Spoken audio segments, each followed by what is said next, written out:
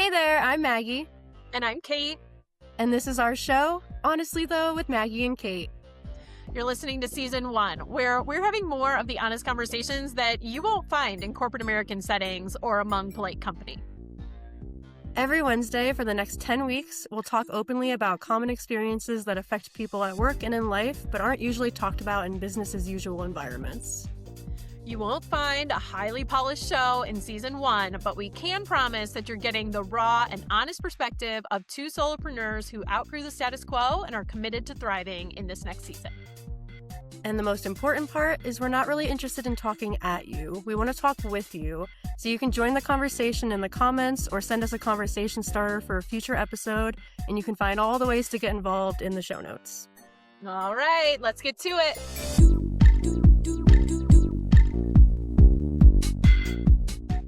Hello, welcome back. I can't believe this is already episode 8. I feel like we are real podcasters. Yeah. Today we even have our first guest. So if you didn't believe it before, we are real podcasters. We have a guest. And our guest today is Nicole Eisdorpher. I hope I said your last name right. I didn't ask before we started. Is that how you say your name? That is indeed how you say my name. Perfect. I can read. For those who don't know and are not familiar with Nicole, Nicole refers to herself as an HR philosopher. And what that really means is that she knows her shit when it comes to HR. And she also knows how to connect that to the different pieces of life and work and all the things. So if you're interested in following her, you can find her on LinkedIn and Substack. Anywhere else we should find you? I'm on TikTok, but that tends to be a little bit spicier and meaner. Hey, we love spice. Spice, yeah. Welcome, Nicole. That will Thanks be for being here. Sorry, Maggie. I didn't mean to talk over you there. I just got really excited to say follow Nicole via all the fun links in the show notes. They will be there. Oh, right. Yeah, we'll link it, make it easy so you don't have to remember. But yeah, so today we're going to talk with Nicole about the mismatch between corporate values on paper versus in practice. A very HR-esque topic. So we're excited. Well, I'm so excited to be here. Awesome. Well, I'm glad you're excited to be here, Nicole. I would just love to hear, in your own words, you introduce yourself too, because I just always think that's just like a fun time. Yeah, so like Maggie said, I built myself as an HR philosopher 3 or 4 years ago at this point now, and it started as a joke on LinkedIn because I just wanted to be, I'm in HR, please don't sell me stuff. And it was also this sort of, am I a practitioner? Am I a researcher? And I was just like, no, I just really want to play with ideas all day. And so in my head, I dressed up as Aristotle and created my own town square. And LinkedIn was the obvious town square for HR philosophy. That's what I started with. But the more I hung out with that title sitting there, the more it felt correct. And so that's really what I've done is I've gone out and I've pulled in research from a bunch of different fields. And I've looked to see how does this connect to what we're all experiencing at work. And I've always come at it through this values lens because I was lucky enough at a pivotal point of my development to work for a company that truly lived its values and was a for-profit company. So it actually is possible. And they were doing it in retail, which is one of the hardest sectors of the economy to work in. And so when I saw it right there, I just had this moment of if we can get it right here, we can get it right anywhere. There are no more excuses. That's awesome. That's really exciting. So, and that gives me a lot of hope. And I've heard you talk a lot about that company. Nicole and Maggie, I've met you both on LinkedIn around the same time, and you both have been really influential for me over the last year of personal and professional development. And so I've heard you talk a lot about said retailer. I'm curious, if when you think of them today, if you still have that hope and how that's changed for you. But before we kind of get into that, or maybe that's a great segue into talking about some of our personal stories and examples of times when things within the world of work, where corporate values turned out to be more like smoke and mirrors. So I don't know who wants to start. I'm happy to.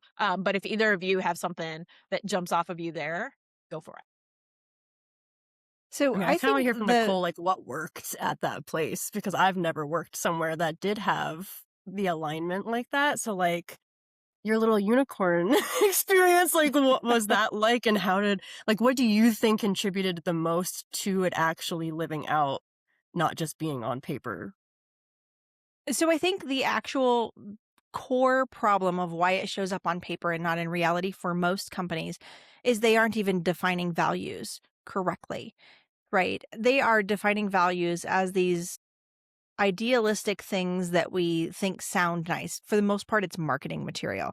But values, I mean, the easiest, most simple definition that I can come up with is values are beliefs you're willing to sacrifice for. And in corporate America, we don't like to be told we have to sacrifice anything. And if we are sacrificing anything, the only thing we're going to sacrifice for is more profit.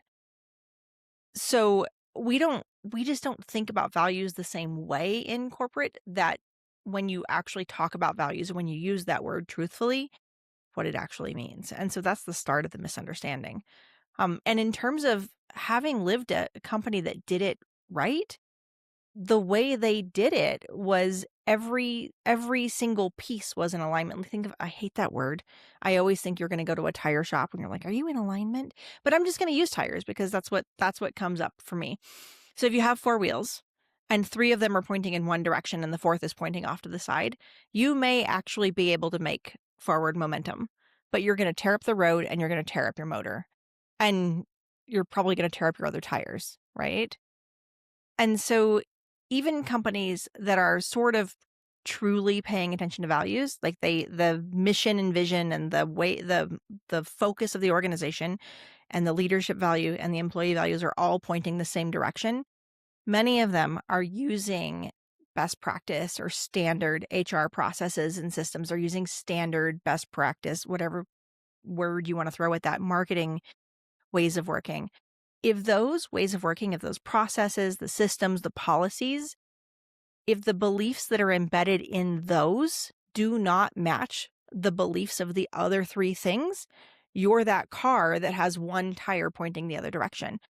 And what's fascinating to me is this idea that systems can carry beliefs is relatively new as an idea. I mean, in organizational research, it showed up about 50 years ago, which is not that long before I was born. And in mainstream ideals, we really only started hearing about this in the 2010s. So this has really only started entering the mainstream conscience in recent history. And the place you've seen it probably the most is around things like systemic racism or systemic sexism. Because this idea that a system can carry a belief that all of the people within it don't believe is actually kind of radical. Yeah. That's really interesting. Say more about that. Tell me more about a belief, but most people don't believe it. And specifically through the lens of, because I actually serendipitously, it was not planned for this podcast, maybe unconsciously or something, but I wrote a post this morning on LinkedIn about because I am a marketer. That is my craft. That is where I cut my teeth in corporate. And I spent a lot of time telling stories about what we value and what we believe in and what we stand for. And then when I noticed that fourth wheel, was like, wait, but that wheel, it's going the wrong way. Why are we doing that? And for a minute, when I was really angry and really bothered and really confused and felt a deep moral injury about that, I thought, it's because everyone here is a liar. And then I realized, oh, wait, no, actually, sometimes we believe something and we don't even recognize that fourth wheel is, because it seems so unrelated. It's like, it doesn't seem related to this promise we're making to customers. It seems related to this other thing, or we've always done it this way and we don't even understand that there's a mismatch there. But it happens. I can think of an example of it happening at every single company and brand I've ever worked with. And that sounds really negative, but for me, it's actually been a really positive development because it's helped me learn this is everyone that I've ever worked with in my entire life cannot possibly be a liar. It's actually got to be something else that is happening here, which led me to, well, what is it that's happening here? And I do think it's really exactly like you said about this mismatch between we believe this, but we don't believe actually that it's worth sacrifice. Maybe no, we don't believe it's worth sacrificing for, but we don't believe that we can't make a sacrifice for it because we work in this competitive system where we must prioritize short-term gains because we have a financial obligation to do so. So I don't know. That was a lot of words, but does that resonate? And how do you think about that? Yeah. Well, so I actually landed on these ideas in a very similar route. And it came down to this sort of soul searching of how people I deeply respected and felt like were telling the truth could engage in these behaviors that were so opposed to the truth they were telling. And it came down to this: either they're all liars, everybody's a liar, and we're in a world full of lying liars who tell lies all day, which was really depressing, or there's something else going on. And I sat in depression for a little while with the lying liars world. And then I started digging deeper. I mean, I don't sit still for very long in that little swamp. And so that's actually the first place I stopped, was people analytics. And then I ended up over in this sort of HR tech piece. And some of it was because that's where the systems live. And metrics, oh my God, you can lie with numbers to the greatest degree and not even realizing you're doing it. And so that's the first answer I'm going to start with, because I know we have this overlap that you spent time in marketing analytics and I spent time in people analytics. When you choose the definition of a metric, you encode a value into it. And so one of the metrics that is used by companies everywhere who say they are customer focused and who believe they are customer focused and who market themselves as customer focused and whose leaders and employees espouse a customer focus, you will still see a metric around something like call efficiency embedded in the things that they measure. Call efficiency is defined as how fast you get off the phone. I was going to say, it sounds like speed. Right? But how fast you get off the phone does not say anything about the experience you are providing your customer, except that you are fast at getting off the phone. It does not say whether that customer had to call back 4 more times. It does not say whether that customer enjoyed the way you talked to them. It does not say whether you actually solved that customer's problem or not. And maybe you solve that by a rating scale where you say, like, hey, did my person solve your problem? But how many companies also game that same metric and say, hey, if you can't rate us a 5, please tell us why and we'll fix it. And then you can rate us a 5. Because now we started punishing people because of these 5s. And so all of these things are choices to prioritize something. So there's some really cool research around our ability to understand our own personal beliefs and values. We're not good at it. Spoiler alert. And so our ability to look at something even more abstract and identify the beliefs that are embedded in that, because these things were all created by somebody who had a belief at some time, right? And we don't do a good job of examining our own beliefs and values, much less the beliefs and values that are encoded in these things. And Kait, you ran into it where you talked about these things and you said, hey, these don't match. And everyone looked at you like, why are you talking about call time when we're talking about customer focus? And in your head, you're probably like, how do you not see these belong together? Yeah. Well, and I think your point about we're really bad at seeing it in ourselves is really important, because when I was in that depressed state, that angry state, I was unable to, and looking back now, in many ways, unwilling to, because it was very scary. I was unwilling to examine where those mismatches were happening in my own life and in my own business. It's much easier to be like, why can't you guys see that A belongs with B, than it is to say to yourself, why haven't you been living as if A belongs with B? And so that was a really interesting and powerful shift mentally for me. So as we talk about this, and you're right, marketing analytics is I could talk about it all day. I think whatever department you're in, I've talked to so many people cross functionally, and it's sales, marketing, HR, finance, even. I,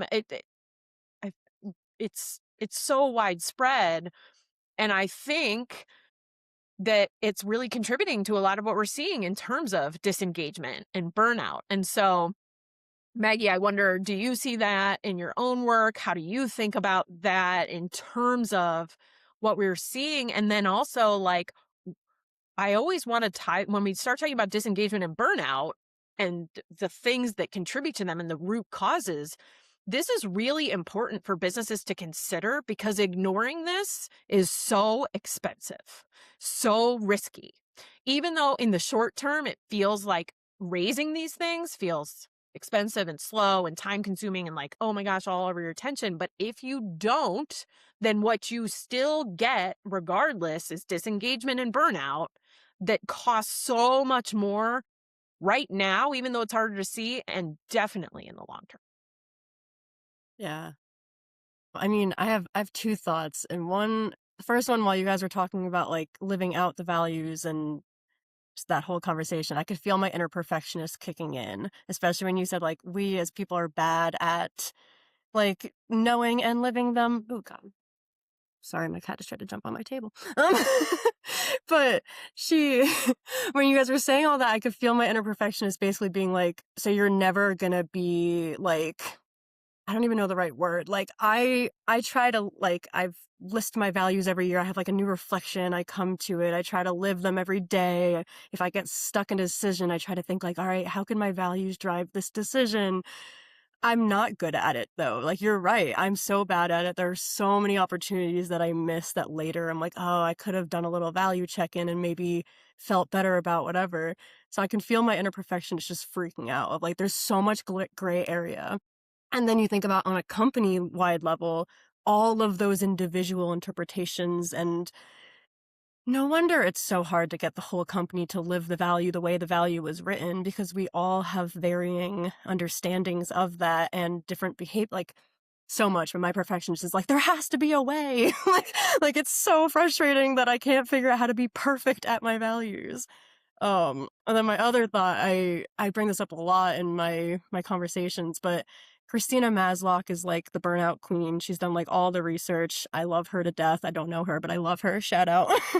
um, and she has this areas of work model that basically breaks down like 6 different factors that can predict when and where you're going to burn out at work. One of them is whether the value, like your values align with the company values. And so that kind of brings me to like my personal story of one of my old jobs. We had a lot of C-suite change after I was hired. So when I first was hired, I got to interview with the CEO, and I remember asking him, because I like Googled like, what are some good questions to ask a CEO in your interview? And they were like, ask about the company values.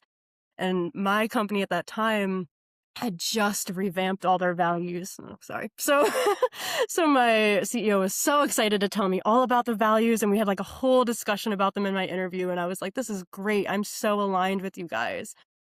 Then like a year and a half later, he was gone. Half the C-suite was gone. We're hiring all these new people, but the values never changed. They just got reinterpreted behind the scenes, and the culture shifted so much from like employee engagement to like results, employee performance. But none of the values changed. All of them were still exactly the same on paper. But now there was a completely new understanding. That burned me out very quickly. Because like I said, when I first joined, I was like, yes, I'm so aligned. This is great. And then it just felt like I suddenly was at an entirely new company, even though everything was relatively the same. I even ironically have the sticker with the old values right on my my computer that I can see right now. I will not read them so I don't expose my company. But like you were saying, it's like they are little phrases. They're not even like a value. It's like, Well, what does and customer value mean? How can customer value be a value? Like that doesn't make sense. and if for the companies that have done this work at a deeper level, they actually do define the values. There are behavioral anchors that go along with the values. There is a lot of work that goes How along with vague like are true they values though? work. No, they're pretty specific. I mean, Okay. even within some publicly traded companies, like I've seen it be really specific. Like, this is what living it looks like. This is what this is what sounds like it, but isn't the same thing. I mean, I've seen really deep work on Interesting. this, and there's a lot of sophisticated work around values, and it usually stops short before it gets down to the systems level. And there's also, so the thing that most company values are missing, and in fact, most people, when they think about their values, are missing, when people talk about their values, they often do what's sort of like a rating. Like, yes, I agree that I value this, or no, I don't value this. But when you do a forced ranking, really interesting things appear. And I actually sent an exercise to Kait a while back, which was this values sort. And the idea is you go through and you agree or disagree, right? You start with that. Like, yes, this matters to me. No, this doesn't. And you separate the cards out, and the ones that don't, you just set aside. And then you start to like create your top 10. And then you create your top 5. And that is hard. And the point of values in an organization is that when you have truly integrated values in a company, and you've built all these behavioral anchors, and you've done this work, the benefit you get is that you have employees who think like their leaders do, who can make decisions like their leaders can. And because most companies never bother with this ranking, they hold values that are in opposition to each other. Like, I'm actually just going to use the values from a former company, and I don't care if I give them away. I liked them. I like the people I work with. I have nothing mean to say about their values. But if you have do good and do right, those aren't always the same thing. Or have fun and be safe. Have fun and be safe are even easier to see the opposition to. And then you're like, okay, well, when they're in conflict, which one do you choose? And do you always choose that one, or is there a time when you choose the other one? And I mean, skiing is an inherently dangerous sport. So sometimes you are, in fact, choosing have fun over be safe. And so you have fun with the maximum amount of safety you can have while doing the thing, right? And so, but most organizations do not work through their values to that level. And they definitely don't pull it all the way down to, I say systems as a shortcut, but when I say systems, I mean systems, processes, policies, ways of working, and the definitions and language choice, which is a really deep level.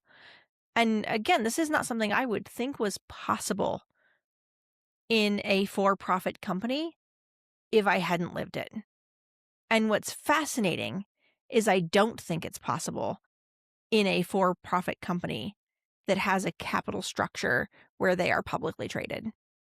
And I don't think it's possible in most private equity companies or most VC companies, because their capital structure has all of these other priorities that even when they don't talk about them, they are in fact the priority. Like, really, shareholder value is the top value. Yep. Well, and Yeah. short-term shareholder value, right? Because I mean, and this goes back to processes and policies. When your incentive structure, the CEO gets paid their bonus based on quarterly returns. And so of course they have an incentive to do stock buybacks, because that then brings up the earnings per share. And a stock buyback sounds like a totally normal thing to do. Like, oh, we have extra money, let's buy back stock. Except that most companies today do not buy back stock with excess earnings. They buy back stock with money they have borrowed. So they borrow money that they have no intention of paying off. They're just going to refinance the loan ad infinitum, and they're gambling that the interest rate doesn't go up to the point where they can't afford that loan. And using that money to buy back the stock so that they can game the share price. And this used to be illegal. I think until 1987, this was illegal. This is common practice today. So, yeah, no, their incentive structures are completely misaligned. So a few things here. If no one has read the book, no, that's great. If no one has read the book 1929, I am in the process of reading it now, and listening to the way that Nicole is talking about debt and gambling is scaring me based on what I learned in that book. So you may want to go read it. I'll drop a note in the description as well so that folks can find it, because I don't remember the author's name off the top of my head. But then the main point that I want to get back to and discuss further, and something that like really profoundly frustrates me, is I'm actually less offended by a company having values that are out of alignment with my own or what I think society's values should be than I am by companies that say they value this but actually value that. Like, why can't companies just say, I value most short-term profit? Why won't they just say that? And I get it. Like, I'm sounding very like idealistic and whatever, but also to your point, Nicole, when you're really explicit about what your values actually are, you get people within your organization who can make the same kind of strategic decisions that the executives will, and that is efficient. And I understand that it means that then consumers who don't like that value then may choose someone else. And so I was gonna say, that's it. I would never buy from a company that is all about profits and not about people and has no morals, and I don't agree with their values. I would never, like, we're even in the point where people will post that screenshot from that app that shows, like, are they donating their money to Democrats or Republicans? That way you don't go eat at this place, go eat at this place. And, there's so much more ethical consumption under capitalism these days. Like, people are, like, I haven't shopped at Target in who knows how long because of the boycott that started 2 years ago, like, things like that. So, like, that's why they won't just come out and say it, is because we will use our voice and our buying power to try to make a better world. So it's easier to lie to go back to everybody's liars. It's easier to lie to our faces and say, we value these things. And then I'm like, oh, good. My money's going to the good guys. And then they're like, shareholder value. No, like, I hear you. I believe you. I believe if you say we won't support companies like that, and you're talking about we, the three of us here, I believe. Yeah. But also, I think the majority of people who have the ability to choose, that's where it comes down to, like, how survival mode is somebody in? Can they afford to drive the extra distance and go to that other store and, or do they have to just go to the Walmart down the street because that's all there is? Like, I used to live in rural Virginia where we had Walmart. That was it. That was literally, we had Walmart and we had a grocery store that wasn't Walmart. So that is 1,000,000% true, and that cohort certainly exists, and I believe that cohort is actually very large. But I promise you, there is another cohort that also exists that does have the discretionary income and the time, and still makes the decision that goes against what you just said, even though they would never report that about their own consumption habits. That exists, and it's real. And I think that I hear you, and that these companies are afraid, and I hope that the majority of people, if these companies were explicit, would actually follow through and do that.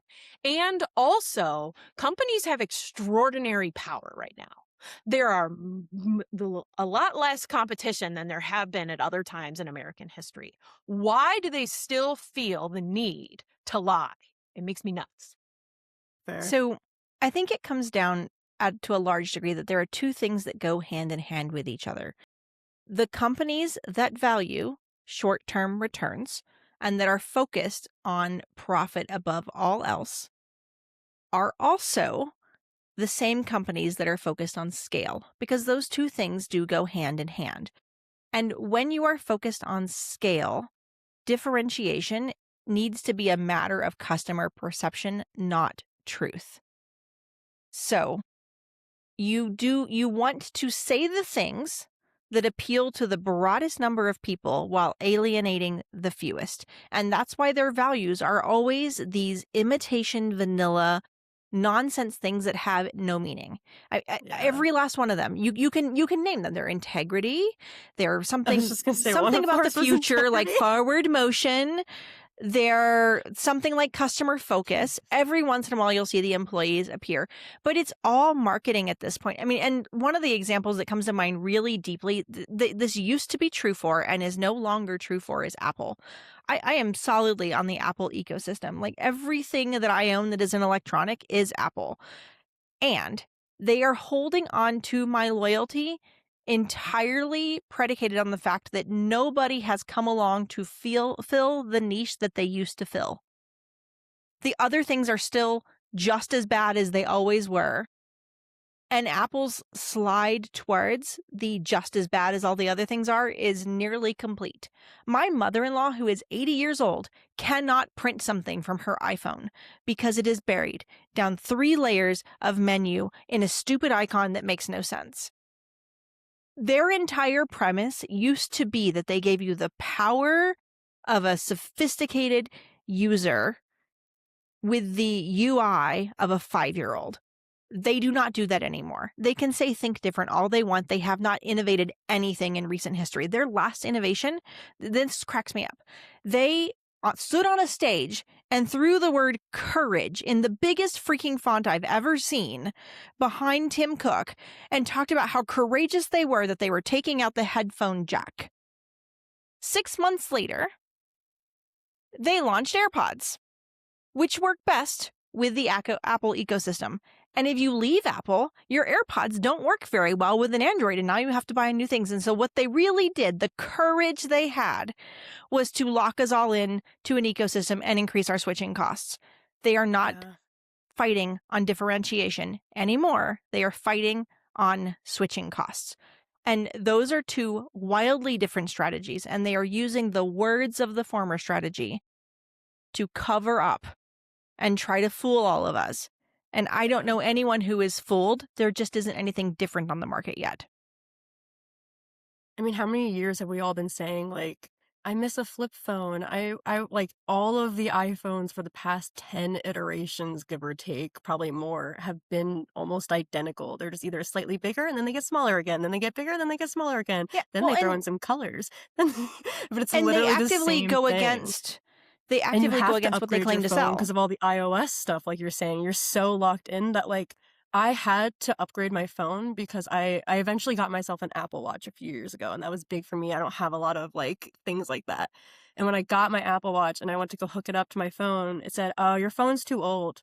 You need a new one to use your Apple Watch." And I was like, "Are you fucking joking? Like, I have to now go get a new phone?" And I did because I'm a sucker and I needed to use the Apple Watch I just bought. It's so stupid. Like, and don't even get me started on how my AirPods don't work. If I want to use, like, if I wanted to use them on this call, couldn't. It would never connect to my Dell correctly. I can't control the volume when it's on my computer. It's so annoying. So, Kate, I do think there is a moment of hope, though. I do think that the companies that manage to stand out from the crowd in the future are going to be those who come back to this idea of true differentiation. Like, I actually recently posted on Substack about this. I called it Radical Differentiation, which is the title of the second book that I'm already working on, despite the fact that I haven't finished the edits on the first one. Love that for my brain. But this idea that your values, the thing that makes you different, has to be embedded throughout these 27 different layers of your organization in order for you to be differentiated and not just slide into the same commodity mode as everyone else. Yeah, I think you raised really important points, Nicole, as you always do. I love talking to you because every time I walk away thinking about something a little bit differently. And I think you're so right about it's not just that it's not that people are fooled. It's not that people are lazy. It's that the alternatives just simply do not exist, or they're so expensive that they're cost prohibitive for a lot of people, or whatever it is. And I 1,000,000% agree with you that the future does belong to those that are able to lean into everything that we are talking about here and that go forward and make that. I just think so much damage has been done and so many people's eyes are open to it. And it's so pervasive and widespread and everyone sees what's going on.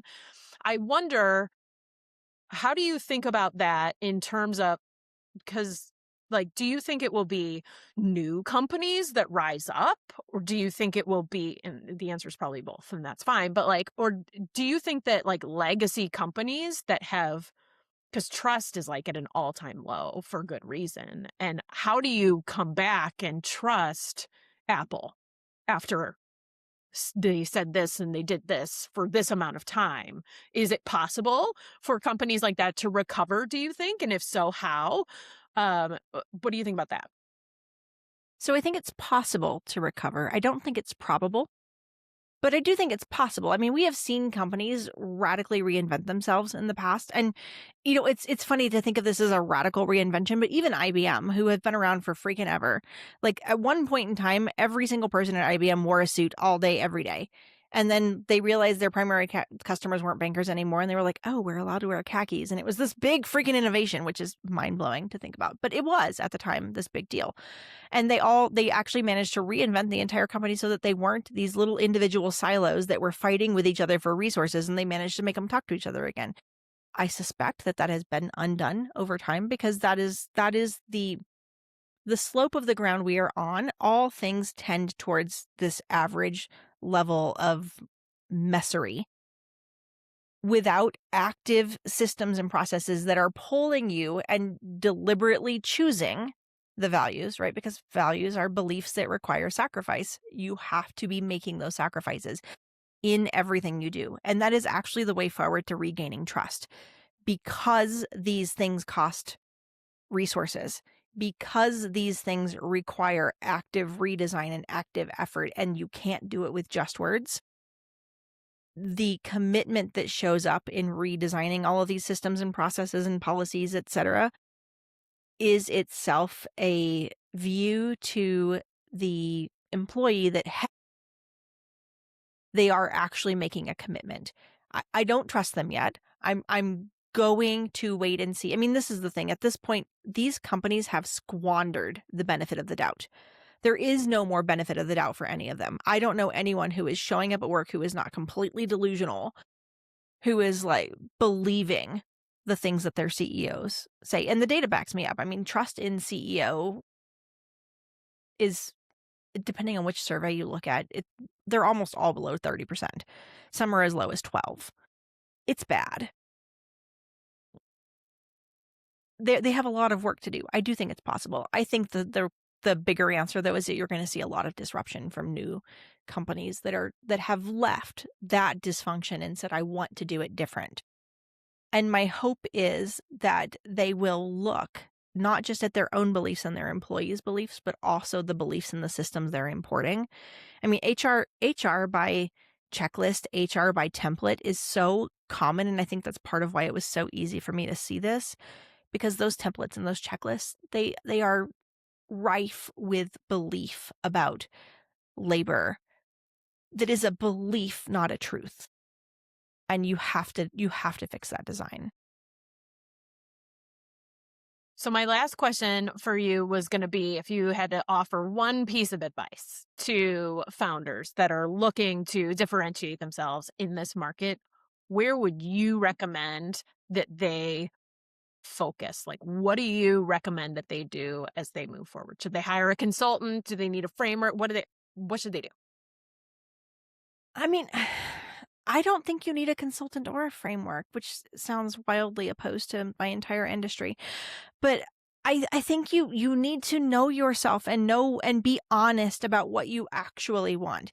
If you just want to scale as fast as possible and exit, fine, own that.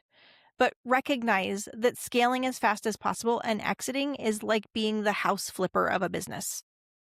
You're not building to last. If you are building a house for you to live in, you build that house differently than if you are building a house to sell to someone else. And if you want to be different from the rest of everything we are all surrounded by all day, every day, build the house that's built to last.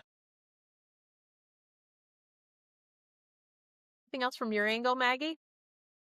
I don't think so. I think that's a really good piece of advice. It reminds me of my dad used to always tell me, even if you're working at like a deli, you should be making that sandwich as if it's for you. And I hear that translated as like, I don't know, not to toot my horn, but like I try to embody that. So I feel a little more confident. I feel like leaving this conversation as a founder trying to build my own coaching business. I'm like, okay, to your point, if I just keep that in mind and just remember that I'm trying to build something that will last, something that's for me, but also for others, I think I think the house analogy was beautiful.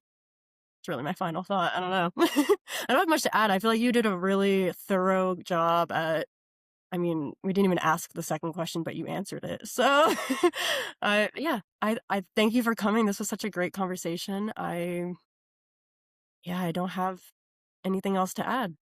I'm just happy. That was so good. Thank you for having me. You could not have picked something more in my wheelhouse. This is the thing that I can't shut up about. Thanks for listening to Honestly Though with Maggie and Kait. We're being so honest about the fact that we really want you to join the conversation.